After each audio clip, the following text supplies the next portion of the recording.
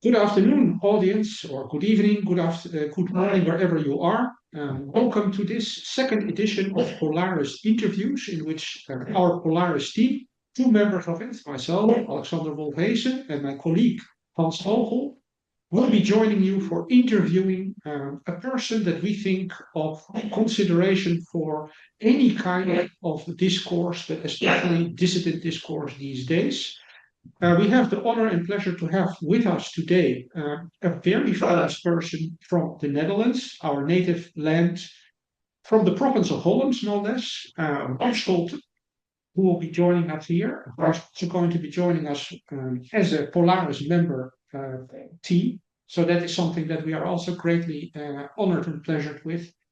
And today we want to do this interview before asking him to participate in our conversation because we want to introduce, or rather reintroduce, the person and the work of Rob Scholte to our international audience. Now, anybody that's familiar with, let's say, the arts of the last 50 years will be familiar with the name Rob Scholte. And if they are not they don't know the name, they will know the pictures because his pictures have been spread widely around the world and have been used in many forms as decorations even. Certainly they have been available in international exhibitions and musea around the world.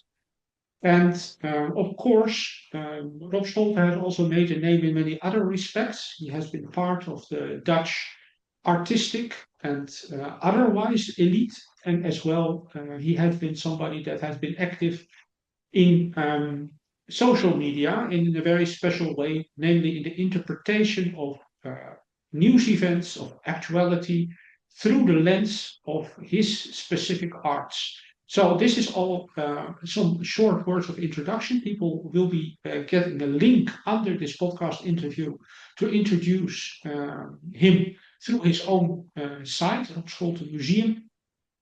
And people can Google him and will immediately find on the internet many interesting and beautiful pictures that are produced by Rob Scholte. All that having been said, before letting Rob Scholte speak, I will give here the floor to my colleague Hans Vogel, who will be doing what we are going to introducing what we are going to be asking Rob Scholte today, namely an historical positioning of his work. So something that fits to what the Germans would call the Zeitgeist as well as the Zeitbild, and the larger picture into which Rob Scholte's works fits according to you, Hans. And then, of course, you can give the word with your questions to Rob.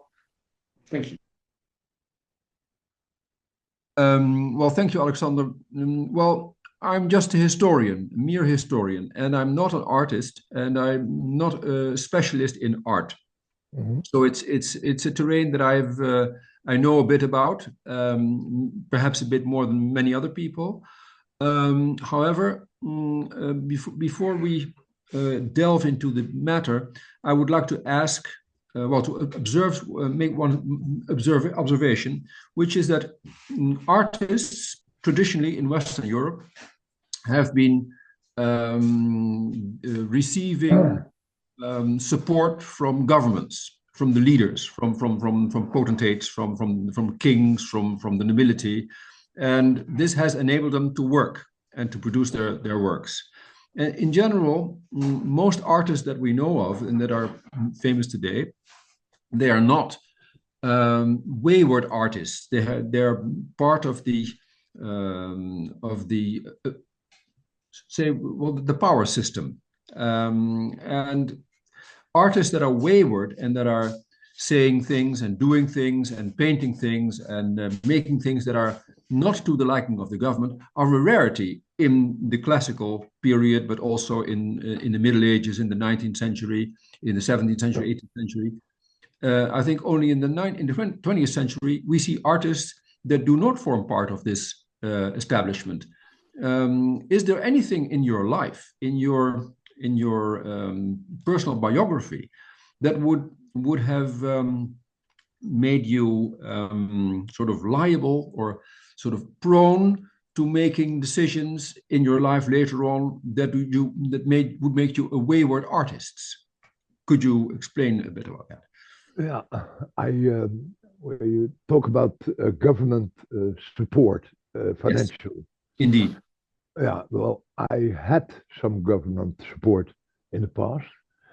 It's a long time ago, so it is probably until the start of the 90s, I think. And later on, when I really lost everything I had through that I was thrown out of building in the Netherlands, a museum that I had opened. And I, no, it's early. It's 2003, I think. I had my last subsidy from government. So, and the museum I run in Den Helder was completely autonomous, was without any government support, which I also refused because I knew that if I had government support, I could not bring anymore what I wanted to bring and exhibit. So the personal support, yes, I had that. I'm very grateful that for that. It came at the right moment, and one time it really saved my life as I returned from Tenerife, where I was living for a long time. But nee, as a matter of fact, I'm very much against it. The the the the state-supported arts, while they incorporate the ideas of the government, and they are chosen because they agree on the policies of government, and that is that you see in the end you see that because the rough sides they disappear, things get flattened out, and they take certain categories as a start for their work. So apartheid, LTHBQ, and you see that in the present museum presentations that there is a sort of woke that goes all through the museum at this moment. So yes, this is I think my answer. Um, when I look at art over the last 50 years, I see, for instance, famous names, famous artists Yeah. that are being sort of deified almost by the press and by by public opinion, like Jeff Koons, like Damien Hirst, also American sort of artists, even Jackson Pollock, Jack the Dripper. Yeah. And I have the impression often, very strong impression, that the arts, the visual arts or the plastic arts, visual arts, in the post-war period, and now more so than before, like the other arts, like cinema, like literature, like architecture, that art is dead. Art is dead. Dead, yes. There are very few artists that create things that are worthwhile, but most artists repeat and repeat. And do you agree? Yeah, sure. This has been a big problem for recognition of your work. You're probably only recognized if you produce the same art all the time, and that is I think a real handicap of many artists these days. I personally was very inspired by people like Picabia, Dokopil, and they were always changing their art. So it was like David Bowie changes, and I think that is a part of the sure my art is that you amaze people so that you make things unrecognizable in first instance. And if you talk about artists like Koons and Hearst, I saw them from the very beginning. I made my first show with Jeff Koons, I think in 1986 or something, 85, in Frankfurt in the Schieren Kunsthalle. But it's very difficult to progress and that is I think the main problem of my profession is that you produce things and things they get value. They have a value outside of yourself. So a book of literature you earn money, but you don't sell every piece you make, and this economic value influences the content very much without people recognizing it. Now people recognize it like I recognized it in the past. So you make 3 exhibitions at the same time in 3 different galleries. Okay, that you can do if you reproduce your objects. So if you make silk screens, or if you make certain not only handmade products. Every handmade product is a lot of work and a lot of investment of human energy, and you try to simplify that. So I started to work like a company. I was not only an artist, but I looked at the golden age painters like Rembrandt and Rubens, and I found that they had factories, more or less, factories where people first put the first layers and you work them out and get the forms out. This is what I started to do, and this became very a big scandal in the Netherlands. So I was using other people. People say he was. I really started to hate Rob Scholte when I found out that he was recruiting friends of mine, painters, and let them work for him. So that is, yeah, I can understand these feelings, but the problem that I always had is the art that I don't like so much. Not that I don't like the guy that I name now, I love him very much, Vincent van Gogh. There's a sort of Vincent van Gogh syndrome going through the arts. That means that there is an individual that's an absolute genius that cannot,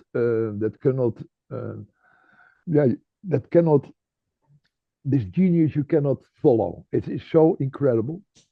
But now, if it's just a normal person like you and me, what then? I'm a very normal person. I'm a very I'm living in the Netherlands. To make a painting, you need to buy paints and brushes. Always forget that it's a manual work. So, and this also, but on the other side, we have computers.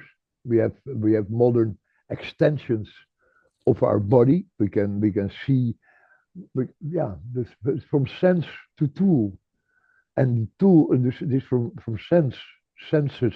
So what you see, what you hear, what you try to formalize that into a tool, and these tools you work with, and it's like binoculars, binoculars for your eyes, and those systems. If you refuse to even consider them and just paint like you're in the 15th, 16th, 17th century, something strange happens. There's a sort of discrepancy between the art and the reality of life. And I think it's important to ride the wave. So if things happen, you shall anticipate, I think. And that I do in all, especially considering meaning, so what something means. But I also do it in many other ways. So this is, I think, how I should answer your question. Mm-hmm.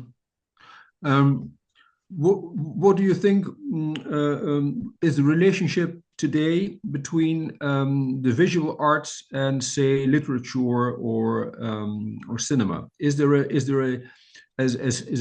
a strong relationship in your opinion, or is it just worlds that coexist somehow and that have no influence on each other? Now, I was always, from the start of my career, I was always close to writers, the philosophers, and that has been a big inspiration in my life. But they were my friends: Martin Bril, Dirk van Weelde, many writers, Joe Zwageman, people that became famous afterwards. Some are dead and some are alive, and they formed my whole environment, and they also stimulated the reception, I think, very much. So there is a relationship, and plus I'm of course inspired by new literature, by new philosophers, and I try to use the methods that they use as well. So if you look at somebody like that was in the 80s, then people like Jay McInerney or Bret Easton Ellis, and you try to understand what they're about and try to incorporate that. And that is the same with, for me, I was always seeing myself like a postmodernist. Postmodernism, of course, like you start to see people like Baudrillard, Lyotard, Foucault, but I was postmodernist, not so much because I had certain philosophical ideas, but of course they had similarities. And for me, the art history is started to finish, and then we started to repeat. It always there was a sort of renewment of art. So from the golden age up till, let's say, the start of the 80s. And start of the 80s, there's something broke. One of the things that made me a postmodernist was that I didn't care what the history before me was. I used every available form. And so if people, that's what you see at the start of the 80s, you get Moulin met Vrijheid, young Italians, groups that use language that is not so much chronological, linear development of history, but is something contrary. It goes against the stream, and it uses ways of painting, like from a wild painting, that you paint something really rough and it looks like an expressionist painting from the 20s, but it's not. It's now. So and this totally new idea of time, that everything that is there is available to use as forms, but you also can combine them and you can cut them up and you can do strange things with them. That is what was the most inspiring, but especially that I was not in that line of the history that makes art more pure, till you come at a sort of dead art, minimal art, Lawrence Weiner, people that are great in their own sense, but that are also giving you no more possibilities to work on. So there is no more space. If you want text on the wall that says there is a purple corner, right? But there is no purple corner. There's only the text. There's nothing left. You're at the end of the road. And I think in such dead museums, you don't want to live. And I think museums should be livable and they shall connect with the outside world. It started with Marcel Duchamp, I think, more or less, but he was the first one to introduce normal objects into museum space and using the museum context to make it art. The toilet in the toilet in the museum. But it's a revolutionary act. It's more or less good as Leonardo da Vinci was at his time. And I admire him for that. But there's many people that stopped their work or were not able to go over this because it's sort of an ultimate statement. An object isolated from reality and put into a museum space. Yeah. I considered myself somebody who lived through Marcel Duchamp and didn't stop there. You understand?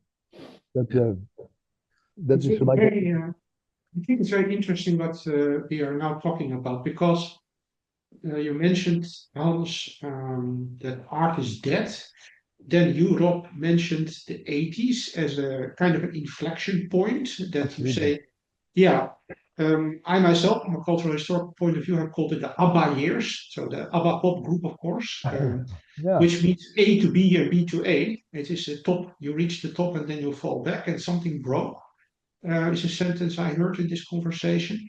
And I think this is a quite important thing to also look at from a larger perspective. We have already heard Rob talk about Lyotard, Foucault. These are people who have tried to understand this larger trajectory of also Western art, Western culture. And I think Foucault brought up a very interesting amalgam of philosophy and semiotics. So that's semiotics, the study of symbols and interpretations. And he said that the more layers are overlaid, the more the signe and the signifié, so the what is meant and the meaner, the indicator of that meaning, the more they are replicated, the more they are overlayered, the more abstract art becomes, the more abstract understanding systems become. This is a phenomenon he pointed to. So the overlayers of meaning, the overlayers of interpretations. And I think in your art, Rob, we can see something of that phenomenon, because you have been literally reshaping, reinterpreting, and reimagining pictures that existed before, and taken them out of context, put them in a new context, reformed them, reshaped them.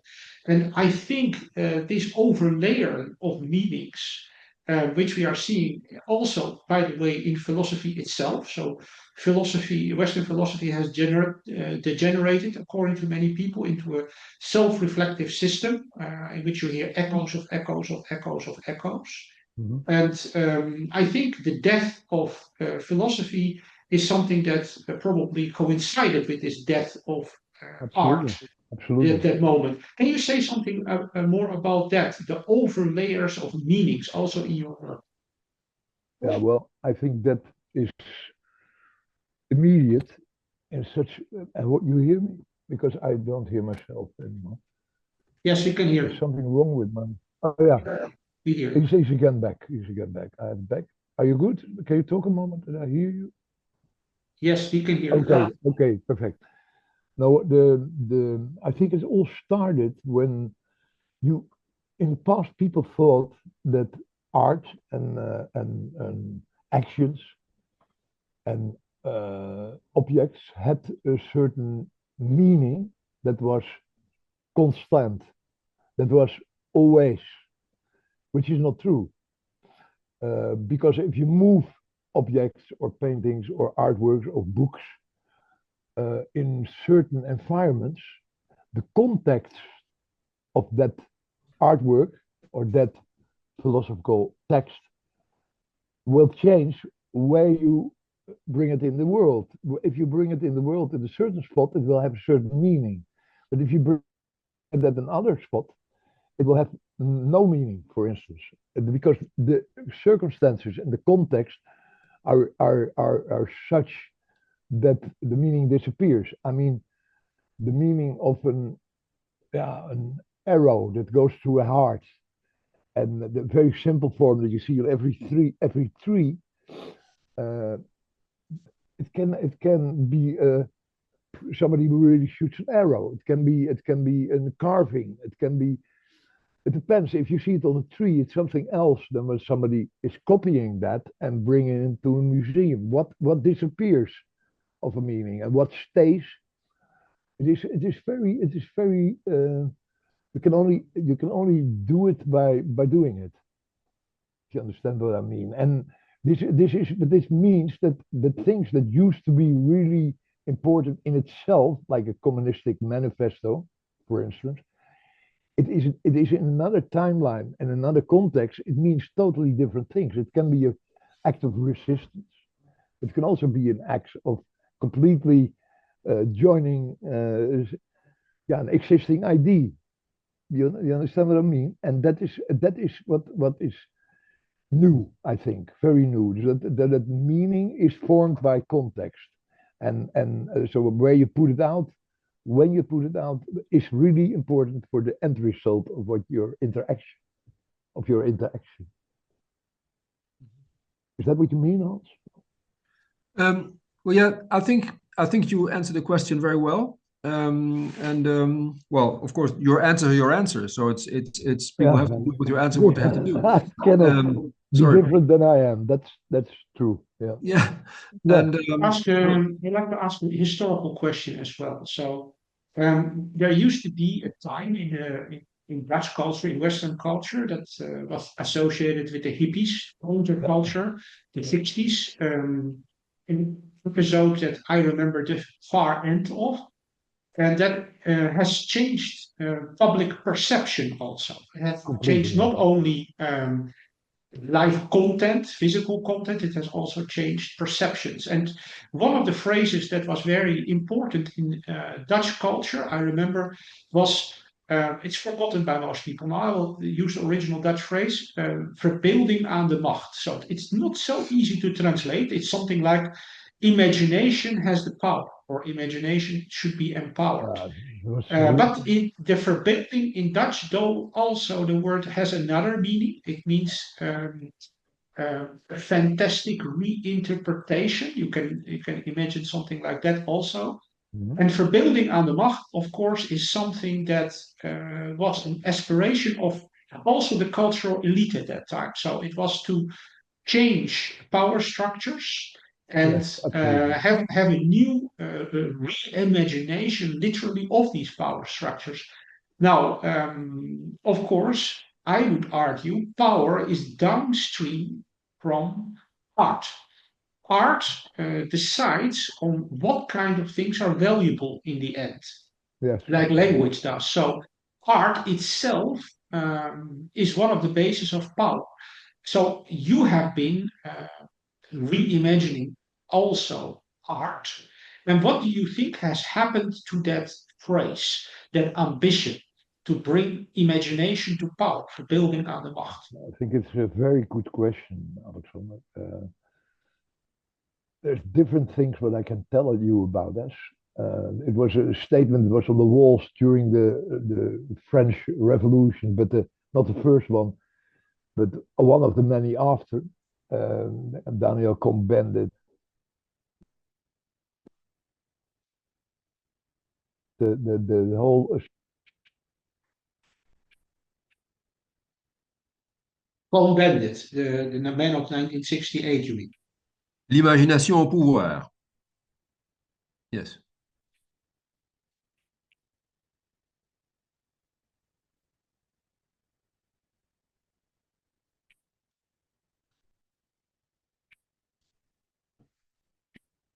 where it came from. The population. I was younger. I saw that all happening. I saw it in the form of, I was living in Alkmaar, a provincial town close to Alkmaar. And I was on school and I saw the coffee shops rising up and people blowing hashish and marijuana. And I also saw that there were demonstrations. And I was very interested in that form of energy. But it soon became clear that they also went into the power. The power, what you say, imagination is the power. Let's say, imagination into power. It also immediately shook me that those people, they became part of the establishment. They became, but that's like every human life grows. You were a youngster. You're a teenager, then you're in the 20s and the 30s, and you become older.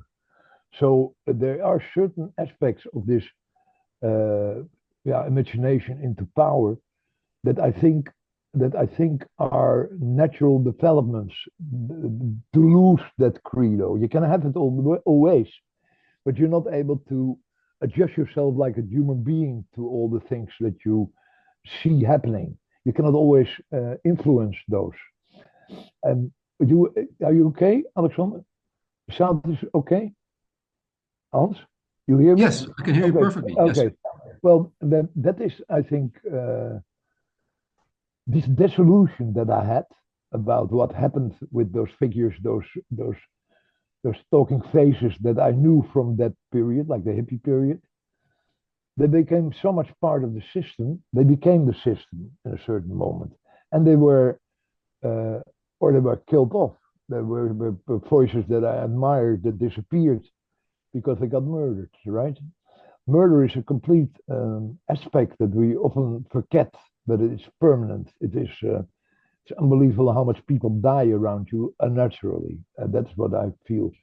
And there's a really long list of friends, of writers, of painters that I lost on the way, but they were not naturally killed. So that was not natural. And I think almost all suicides are murders. I think very little suicides are real suicides. And these things, I'm sure that all the people that were the heads of that movement, the hippie movement, and of 1968 in Paris, they they also couldn't imagine their own life going forward along that road and what would happen. I think maybe make it a little bit too human for you guys, but I think it's necessary to describe. Bringing up a very good point, because of course, John Lennon, the man of the imagination, he was literally murdered by the nuns in the hotel. He was a great affection with Yoko Ono, his later wife, in an important hotel in Amsterdam. Yeah, correct. And in that same hotel, many years later, one of the most famous artists of Holland himself so wrote. It is also, I think, a murder. Yes. You talk about Herman Brood, no? Yes. So that is the man who stayed in that hotel. Lennon, famously in that hotel, he made his television appearances. He was killed, and later Herman Brood, so-called, was killed in that same hotel a few years later. And these are both icons, right? Great artists in their own right. Yes. Yeah. And I think you are right. And this physical dimension, the literal elimination, of course, is also something you have experienced in your life. You have been the victim of a very brutal attack that has had consequences for the rest of your life. Mm-hmm. And how do you think that this physical ending of talents and of artists and of genius has affected what we have now? Because you brought up the subject of, we talked about the subject of the death of art, but this is of course partially synchronic with the literal death of the artist. Yeah, very much. Yes. Yes. Can you say something more about that? Yeah, you can stop certain influences, certain ways of thinking by killing off the men who represent this.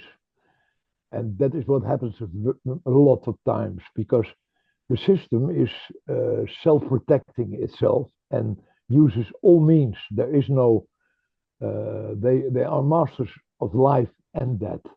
And but you in the beginning, you don't see that. So you think power, what is power? Okay, into power, imagination into power. Then the power seems a very closed system of like the Epstein system, more or less. That is over the whole world the same. So you find out the difference between Japan and the Netherlands is far less greater than you first understand when you for the first time are in a country where you cannot read a word because the language is completely made out of signs and not of words, of letters, alphabet. And I think there are much less differences than we think between all the parts of this world. And it's always the same system. It's a system that is based on coercion, on blackmail, and that is also in the arts and also in the philosophy. Is that a central part of what we should realize? We should realize ourselves. That's what I think. Of course, we have here this famous three, right? The bribe, blackmail, and the bullets. The first bribe is, of course, that what happens also to art. Artists can also be bribed. Absolutely. Yes, and they can also be blackmailed, and they can also be bulleted. Yeah. Of course, you brought up the Epstein form of government that we are now experiencing, but that does not come from the sky. It has had a prehistory and a history. And this history we have all been part of, and we have seen its development. And in this respect, I'd like to ask you also something about the change of your art. So you have been doing physical painting, physical production of art, but you have switched, I think, to digital art, right? Digital media. Can you explain a little bit more about that before I give the word back to Hans? I said before that one of the problems that we experience as artists is the value of works that we make that is not depending on us. So we sell something, it goes on, and it changes hand. It guarantees certain payments. It is loans are made on this art, so it becomes something really different. And can you repeat your question? One sec, what you exactly wanted to hear from? Yes, I was actually wondering the changeover that we can see in your art. So you have Oh, sorry, produced it was about my art. Yes, yes, yes, physical products yes, yes. So and now that's a correct. digital products. Now, Yes. well, you should mention my story. I had an enormous collection. The collection was completely taken and sold without my interference because I had so-called a debt to the government, which is not true. They made the debt. If you take storage that is a 10,000 euros a month, yeah, come on, eh? After 1 year you have 120 more, and then you have 120 more, and if this goes on for 5 years, you have a certain sum that you can never repay because it's crazy. It's only for storage, you understand? And so they say, yeah, well, you cannot pay your bills. It's my bill, but it's not my bill. It is a corrupt mayor from Den Helder who did this, who was later a mayor somewhere else in Groningen.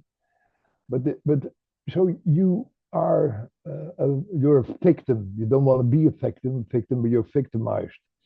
And if you experience that everything that has money has been stolen from me, really literally stolen, then you start to get another conception. You don't want to make things that people can steal from you. So I want to make things that nobody can steal because everybody has it. If you have a digital image, this digital image can be endless reproduced and downloaded by everybody who wants it. There's no value in it. People try to make value by WTFs, making it from it, but it doesn't work because this is like a sort of pyramid spell, a game of a pyramid game. What we and this is what banks often do.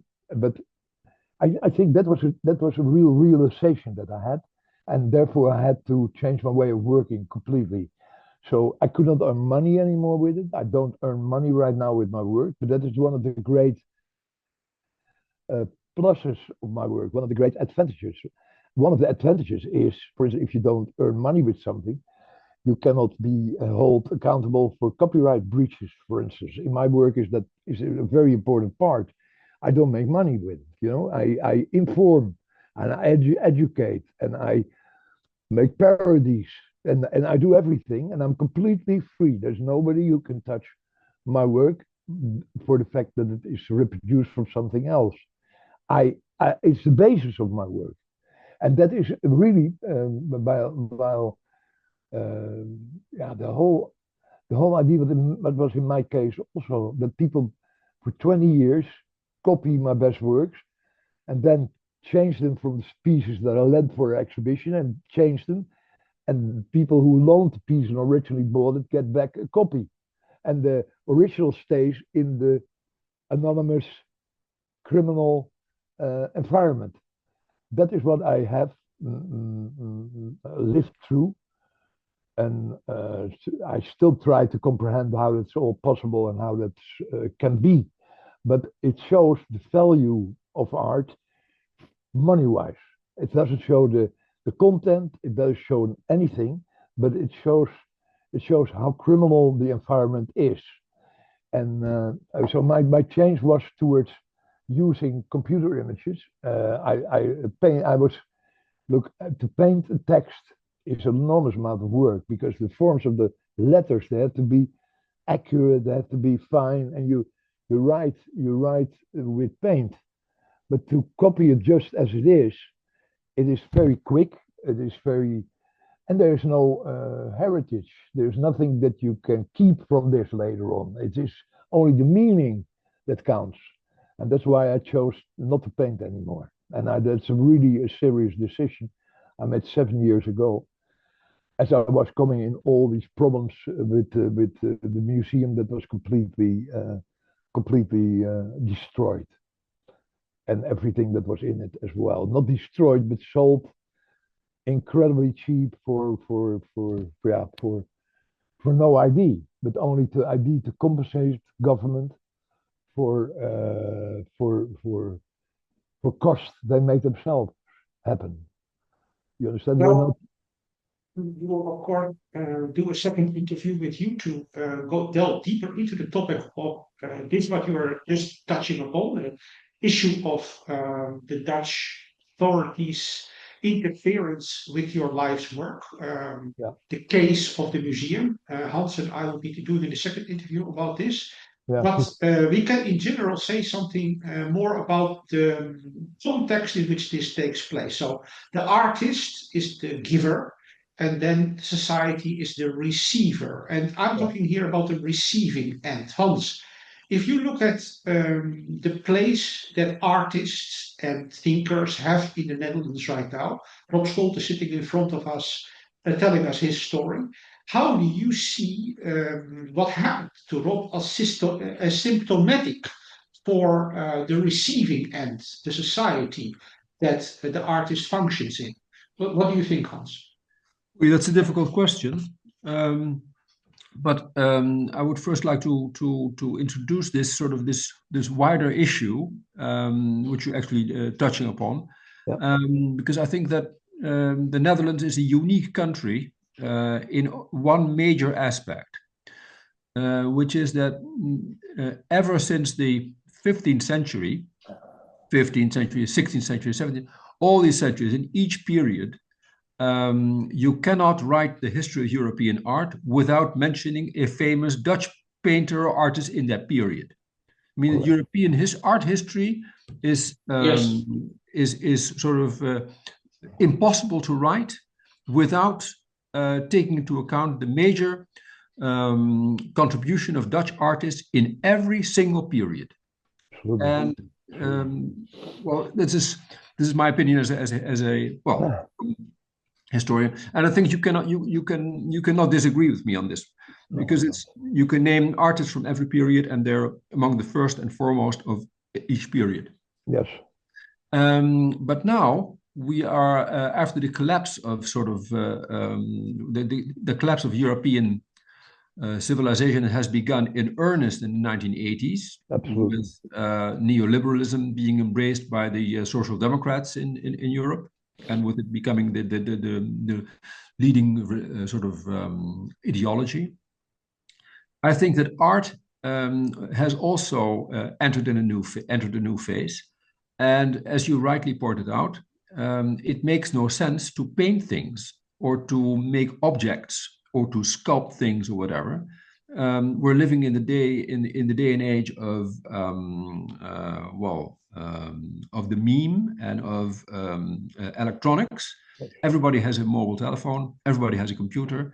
The only meaningful way for an artist these days to produce anything is what you're doing. So you're actually in the avant-garde of the art business, of art. And few people have been following you in your footsteps, I think, because you're really leading the way, and there are very few people out there that follow you. Is that right? Is that a correct conclusion? I think that is correct, because giving up the museum context, which makes objects valuable, is a really big leap.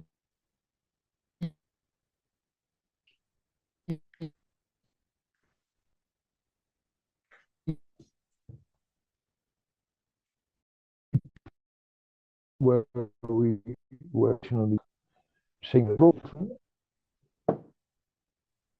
Am I there? Yeah. No, Hans. God damn it. Yeah, this feels like the Middle Ages. Sorry. I lost all my sound, I think. Can you talk a little bit and I can hear you? Yes. It is my connections. Fine. Okay. Yes, now we can hear you. Great, thank you. Yeah, thank you. There's something wrong with my computer line. Great. Yes. Technology. I wish it was technical. It's very primitive. It's just connection or no connection. That is what it is.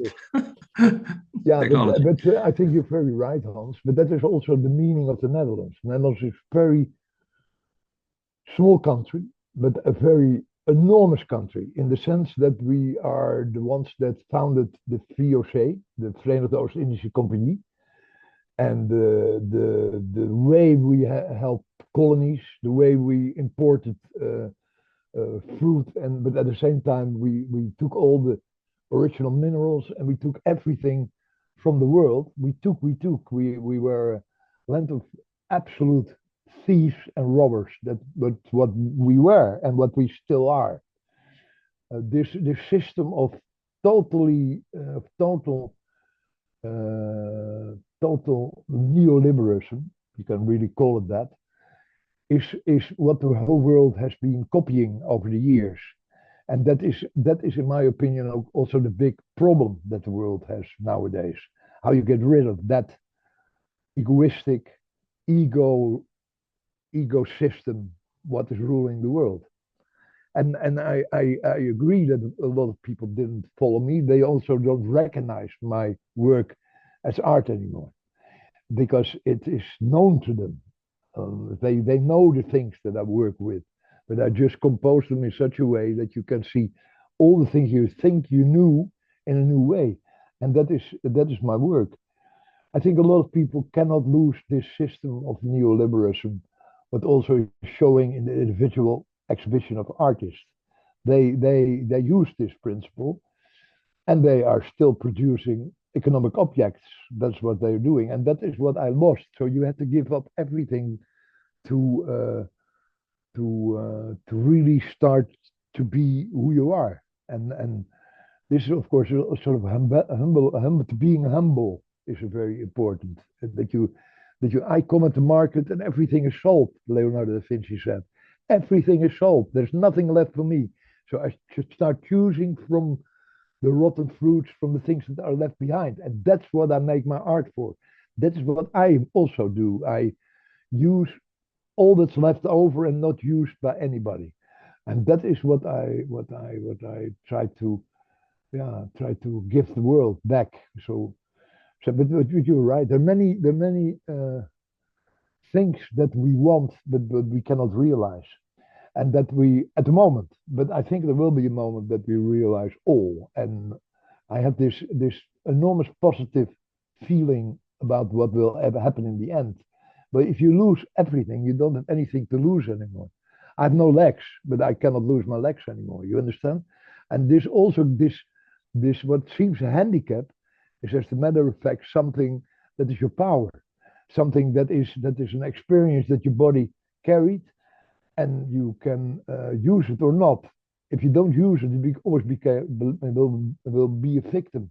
But you can also really get out of that position and start moving and doing what is necessary after you had such an experience. And that's what I did. I find it a very interesting thing what you're saying. Working with what you have, with the leftovers. That brings to mind a phrase by the famous French anthropologist Claude Lévi-Strauss. He said that the origin of all great art is bricolage.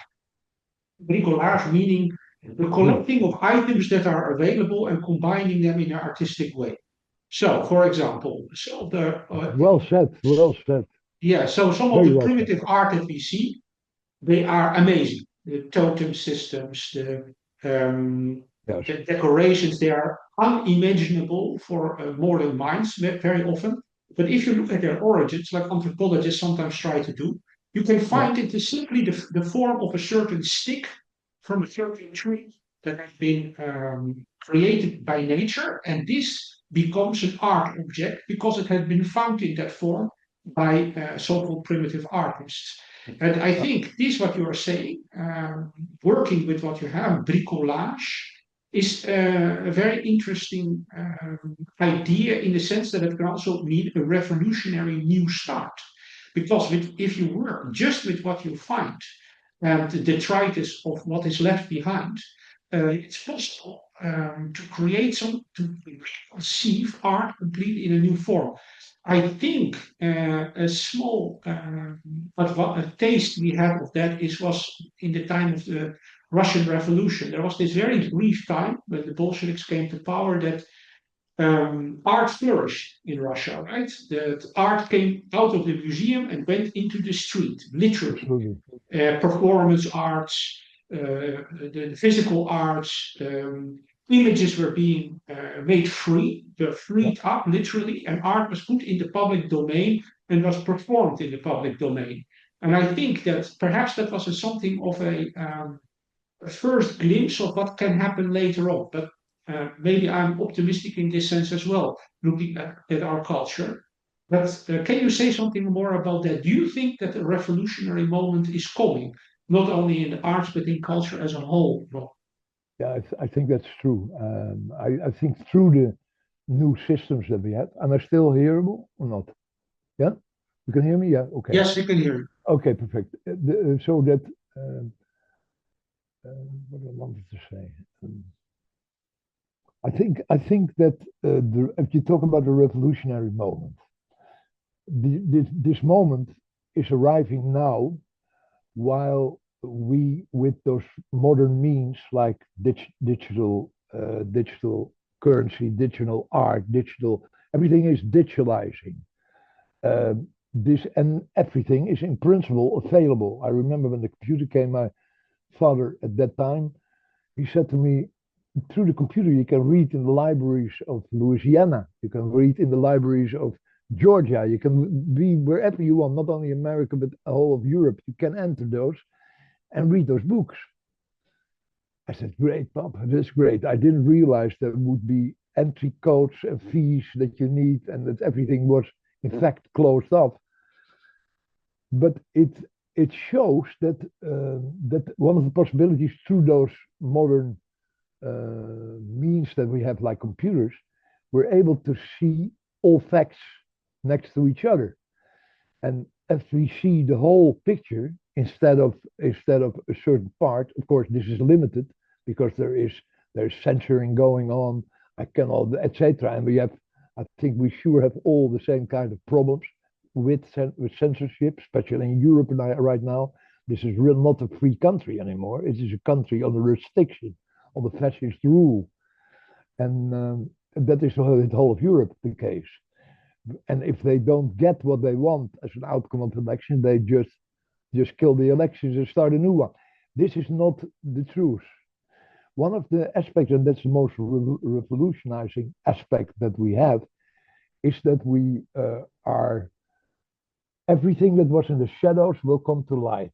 Everything. And there is no exception. There's not one exception. So everything that is not known now about how I am, the threats that I'm under, will be shown later on, what it was and why it happened. And I think we for sure don't see that whole picture yet, but it's coming.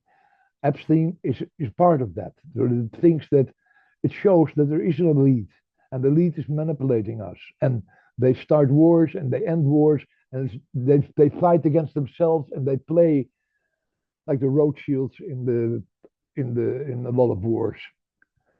But the truth, which is for me the same as love or as God or as that will dominate the earth. And I think for that reason, people who have false way of acting and a double standard, they will completely fall. There will be no end to this. Into paradise. That's how I see it personally. Well, I think this is a good point to wrap up our interview. Okay. Of course, we will be doing a second interview with you. Hans, perhaps it would be appropriate to give you the last question. No, Hans. Wacht even, I lost my sound again. Sorry, friends. No, we have your sound. Hans is Okay. muted, I think. I couldn't understand him. Well, now I have to get a new. Yeah, we have a goat walking around here. So a little goat just was born, and he is in the house here, and he's being fed. Maybe that's why I closed off my phone. But I would like to also for the broader understanding, because well, art is a sensitive and important subject, And I think artists, real artists, have the power or the ability to make people see things they didn't see by themselves. Okay, so art can show the way or show things how they really are, like cartoons can do sometimes, also major art.